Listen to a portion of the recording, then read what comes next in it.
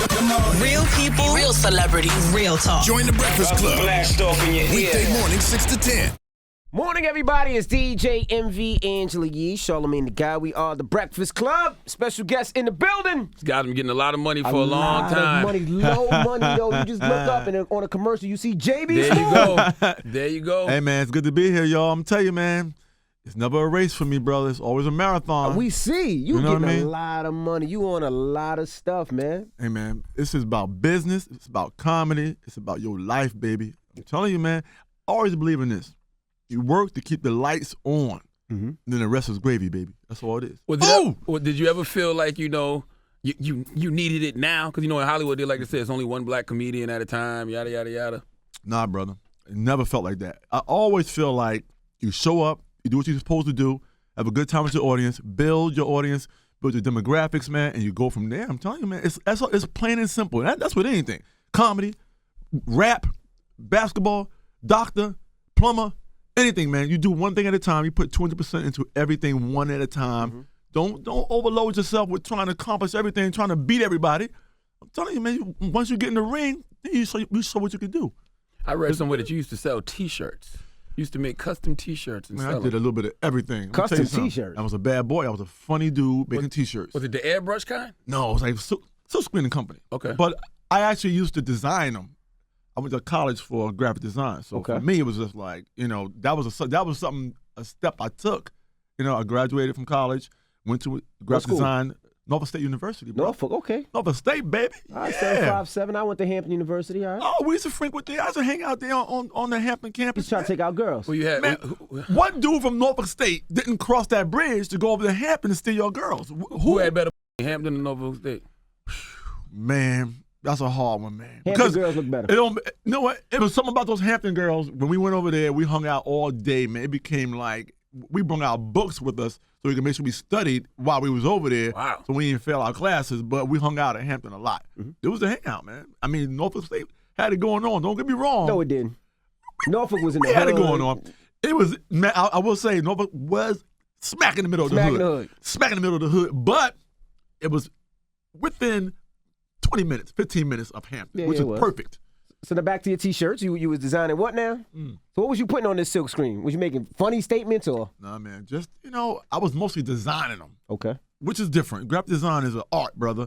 It's different than just hiring somebody to print the T-shirts. That was a part of my job description was designing T-shirts, printing T-shirts, meeting customers, which is a whole lot of things to do. It's it's more than just me getting in there and printing T-shirts. It's me designing. It's me talking to customers. It's me building an amazing little company that was, my springboard actually into graphic design. Someone coming out of college, you're lucky to get a job coming out of college. Right. I went from college straight to a job. I was lucky. A lot of cats come out, they graduate, they came and find a damn job. So how you went from graphic design to actually, I guess, speaking? Comedy. Comedy, yeah. Yeah, what happened was I just started going after work, man. That's that hustle, man. That's that wanting to do something different, but not stopping what you're doing already. The lights got to stay on. My kid got to stay fed. My mom got to stay good. Everybody got to stay good. So what I did was after work, every day I went down to the city and started building my comedy career. Started going to the Uptown Comedy Club where everybody started at. That was in Harlem, man, at the National Black Theater. We all started there. Everybody you could think of started there or came through there, and we all had our time on stage, and we built something amazing down there at the Uptown Comedy Club, and it was great, man. And then every 4 times a week, I would go downtown and perform and build my craft, man. And that's just shows hard work and getting up in the morning, man.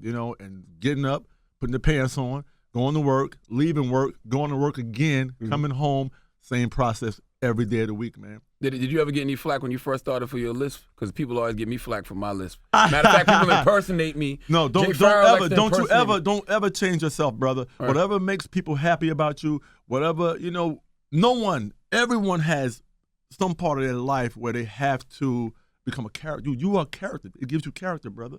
People will never mistake you for someone else because now you're anchored into your life, brother. Don't ever bring yourself down. Except for when Jay Fowler impersonates us, because when he impersonates me, they say he sounds like either me, you, or Russell Simmons.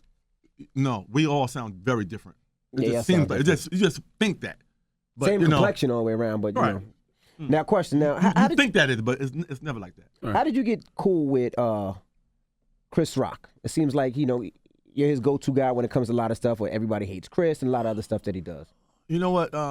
Everything comes from relationships, brother. Believe it or not, you have to start somewhere where everyone has their start, and everybody has their finish line. But if you don't look for the finish line, there is no. You don't worry about your start. So Chris was one of those cats that threw me on the Chris Rock show. I was one of the only maybe 3 or 4 comics to ever do the Chris Rock show, stand up on the Chris Rock show. But before that, I had already done sketch work on the Chris Rock show, which was a great process. And Chris never actually, he seen my stand up, but he never saw my stand up in the form that he saw it in LA. I had just moved out to LA. I did a show at the Comedy Store, and it was a great set. And after that set, straight to the Chris Rock show to do stand up on the show. Wow! So for me, it was a great avenue meeting Chris, and now I've been in tons of Chris, almost everything Chris has done. He's made you a part of. Yeah, he threw me in there, and whether it's directly Chris or indirectly Chris, he hooked me up with Adam Sandler for Mr. D's. I met Louis C.K. I must have done 5 things with Louis since Louis started. And I think everybody's a part of everyone's journey. You know what I mean? They all intersect. Somehow they 6 degrees of separation. Everything does. Yeah. Believe it or not, everything does. As long as you keep your mind open, you'll recognize it when it comes about. But sometimes you can't just telegraph it. Gotcha. You can't push it. You can't force it. You have to allow it to do its process and come back to you in the right form. Otherwise, you won't appreciate it. You'll take advantage of it, or you'll miss it. You know what I mean? Let me tell you how I know JB Smoove getting money. JB Smoove phone rang. He ain't even look at it. He just did like this and just passed it over to somebody. That person grabbed it. Now that person's over there taking pictures for Instagram. That's money. That's when you money. don't got to give orders, they know what you need. I'm going to try that right now. You know what? When When somebody take my people phone. know what you need. He took my phone. Hey man, I'm gonna tell you one thing about what we do, man. It really is a business, man. You have to run the business. Gotcha. Someone tweeted to me one time and said, "You trying too hard," Trying too hard to what? I always say people that do which that. is ridiculous. I hate it. To say something like that is ignorant, and it does not allow you to have growth. If you tell somebody they're trying too hard, but they're moving, what are you supposed to do? Not try hard and don't move and just stay stagnant where you are? You know what I learned, I found JB? that to be so crazy. I learned that people who tell you that you trying too hard, those are the ones that aren't trying hard enough. They ain't trying hard enough, man. And you're not. You're gonna never have movement if you recognize. You know what? Tell you the truth, it's a compliment, because that lets me know that hey, you recognize that I'm doing something. You see me here. You see that I'm moving. You see that I'm not stepping on toes. I'm just doing what I do. You know what I mean? And I'm not. Don't burn bridges. Just like build and do what you do. Run your circle the right way. I take care of my people. My man AB right there. We take care of each other. We make sure we straight. We make sure we move. We having a good time. And this gift of comedy, man, we giving this. Comedy is something we get for free, man, believe it or not. The club pays us. We give it to you for free. You can take them jokes, repeat them all you want in the car on the way home with your wife, at work the next day, at the family reunion, repeat them all you want. We don't get residuals when you think about our joke and laugh again. We don't get paid for that. It ain't like music. This ain't iTunes. You know what I mean? It ain't the same thing. So this is free, man. You think the business of comedy is ruining actual comedy because we live in a society where everybody's so sensitive, everybody takes offense to things, and a lot of comedians don't want to touch certain things because they don't want to ruin their business? That's a very good question. We are the first leg to take anything and everything that's on television, the news, and we reprocess the news and anything that happens in the world, and we reprocess it through our own body, whether we feel terrible about it or we feel like, man, this is horrible. But we have to reprocess it, and I think the comedian is the one, that processes it and going to give it back to you in a manageable form. Someone has to do that. Otherwise it'll just be straight news all your life. Who wants straight news every single time? We take it and we make it manageable. We put our take on it, which I find to be we need that, and we cannot silence that because that is what entertainment was built on. Is there anything you stay away from? There's always things I stay away from, but like what? Would you? I don't consciously stay away from it. I just have to go. I gotta write what I write. I gotta talk about what I talk about. I gotta take projects that fit me. I'm telling you, I don't take everything. Now you said Caitlyn Jenner. Would you talk about that and make jokes? It's not my topic. I only speak about things I know about. Okay. There's no way in hell I can get in that person's head and determine and joke about it if I don't know what I'm talking about. Mm-hmm. I gotta know what I'm talking about for me to speak on it and joke about it. Otherwise, if you question me, I'm not gonna be able to dig myself out because I can't answer that question. I only talk about things I can answer, man, which is always smart. I'm never gonna give you advice or say anything funny that I feel like I don't know what I'm talking about. You put me on the spot, I'm like stuck, like, oh. So you know nothing about chicks with nothing at all. And you know what? But that some this people guy do. here, man. Now, if This there was guy. a comedy, if it was a comic that knew about that, if that's his world, man, by all means, he can have as much fun as he wants with it because he knows what he's talking about. Right. He's living that life. He's living that life. He can talk about it all he wants. So basically saying, Eddie Murphy, this is your time to shine, baby.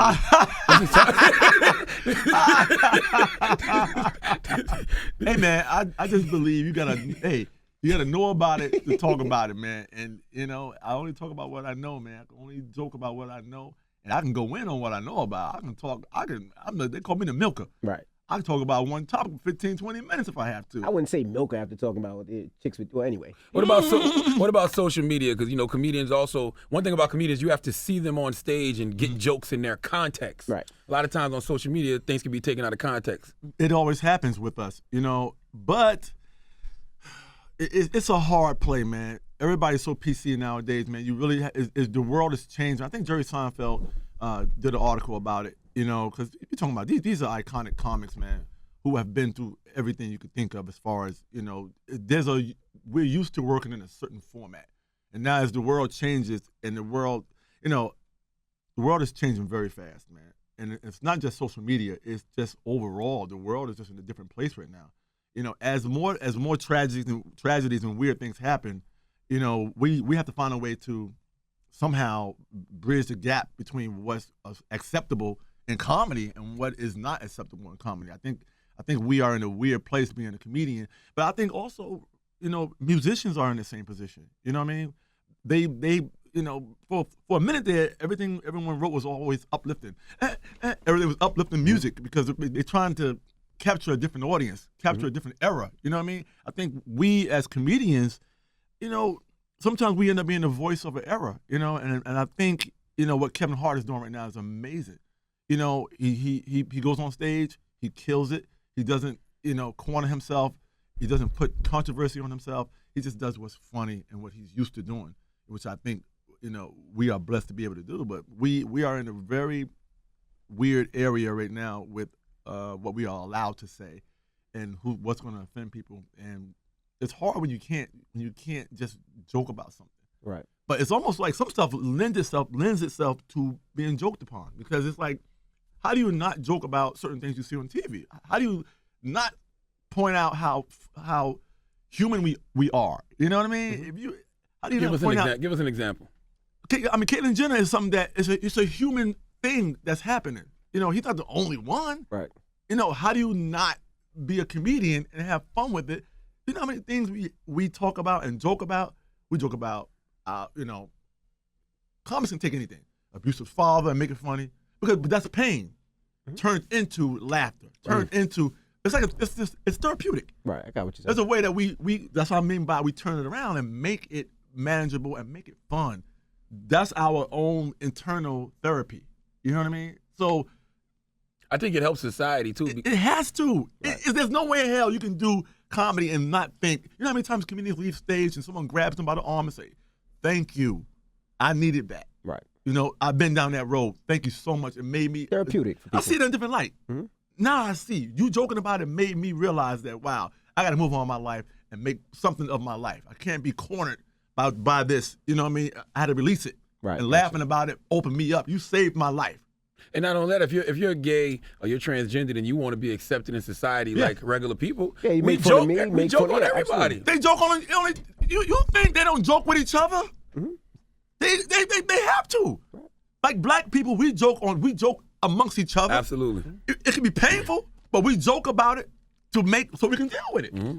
Everybody, you have to. There's no way in hell you are a black person in America and you go to the family reunion or you go and you playing cards one night and y'all joking around. There's no way in hell. You laugh about it, but it comes from a place of pain sometimes. But you have to laugh through it. Otherwise, fix his mic? That's it. Otherwise, that's it. Right. And what about Bill Cosby now? Mm-hmm. Now, what do you think about what's going on with Bill Cosby? And it seems like his legacy, they're killing his legacy.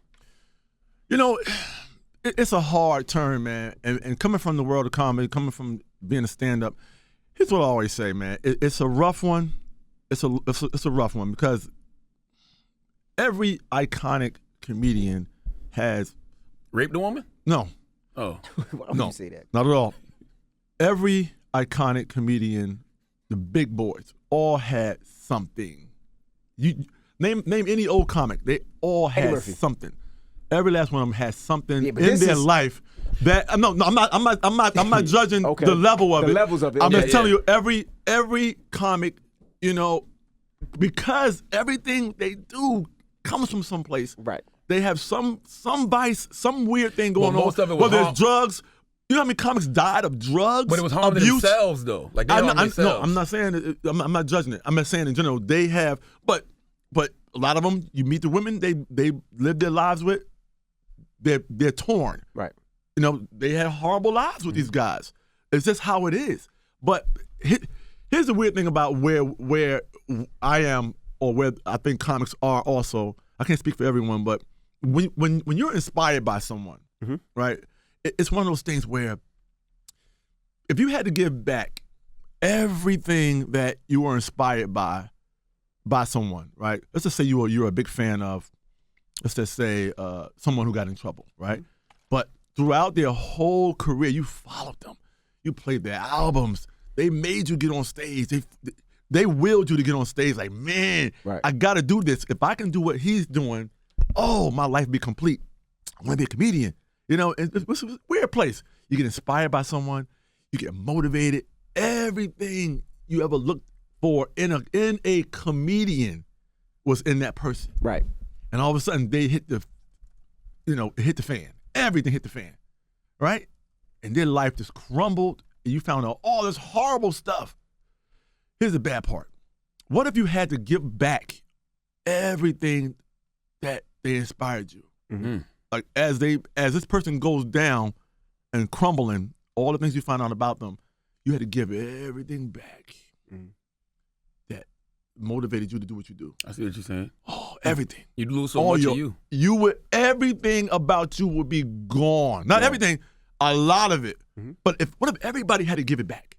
Everybody who laughed at the Cosby Show, you know, everybody who laughed at his stand-up, everybody who laughed at everything he ever did, was all the influenced Fat to go to Albert college fans, by all different the world. Fat Albert and Kids fans, you had to give all that laughter back. Everything that inspired you to do what you do, you had to give it all back. Right. That's the hard part about. You can see where they are now because of what's going on with them, but you can't give what they gave you back. Right. Already. You know, it's a weird play. So you can't, you know, you can only talk about the facts. You can only talk about where they are now, but you can't give that stuff back. You know, you can be disappointed, but you can't give it all back. Gotcha. All that motivation, all that laughter, you can't give it back. It was an era, you loved it, it motivated you to do what you do, but you can't give it back. That's a weird place where we have to be at, not just comedians, but also people who loved everything he's ever done. Right. You know, it's a weird place to be. And that's the only way I can think about it. Now, Real Husbands of Hollywood. Now, let's talk about that. When is that coming back, and how did you get a part of that show? Oh, man. You know, Chris Spencer, one of the creators of the show, and one of the head creator of the show, I think him and Kevin came up with the concept. They called me like a few years ago about it. I was in Miami. I remember I was doing a gig in Miami, and I was in the car driving. They called me about the show, and I said, "Man, it sounds funny. Let's see if we can make it work." You know, and I got the concept. And once they told me it was a fake reality show and a bunch of guys that I already know, I said, "This is gonna be crazy. It's gonna be fun." You know, and I got a chance to work with Kev and and Boris and Nelly and Nick. You know, and Dwayne Martin. I mean, we truly enjoyed working together, and it was kind of like because there was so much play and leeway, and with the script, we got a chance to be ourselves. No matter what's written in the script, we got a chance to be ourselves and have fun with it. And a great show to be a part of. We actually just finished a new season of the show. Oh, well. So how long does it take you the to show do a debuted season? last week. I think last week the show came on. How long does it take y'all to do a season? Because y'all all doing so many different things. You know what? We bounced around.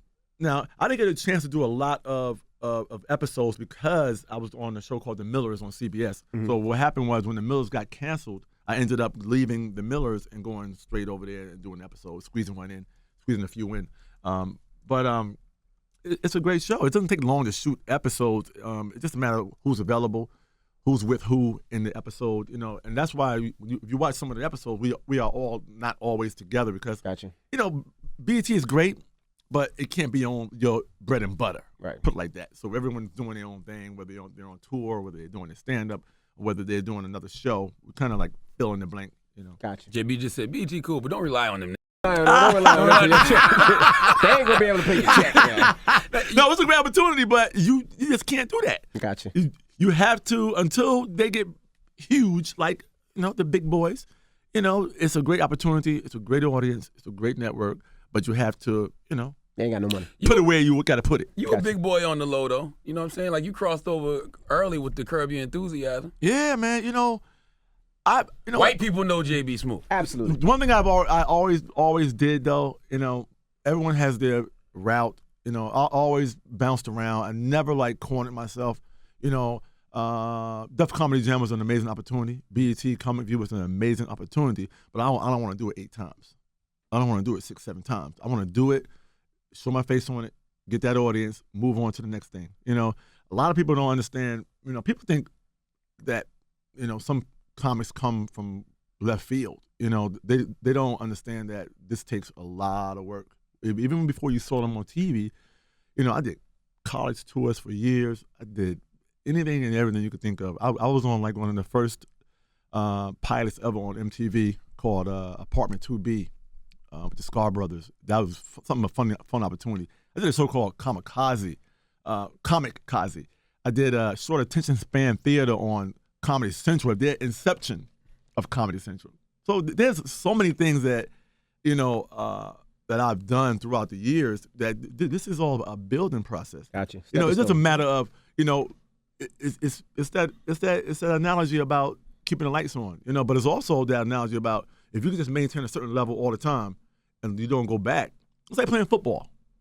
If they can't score on you and you can't score, they can't beat you.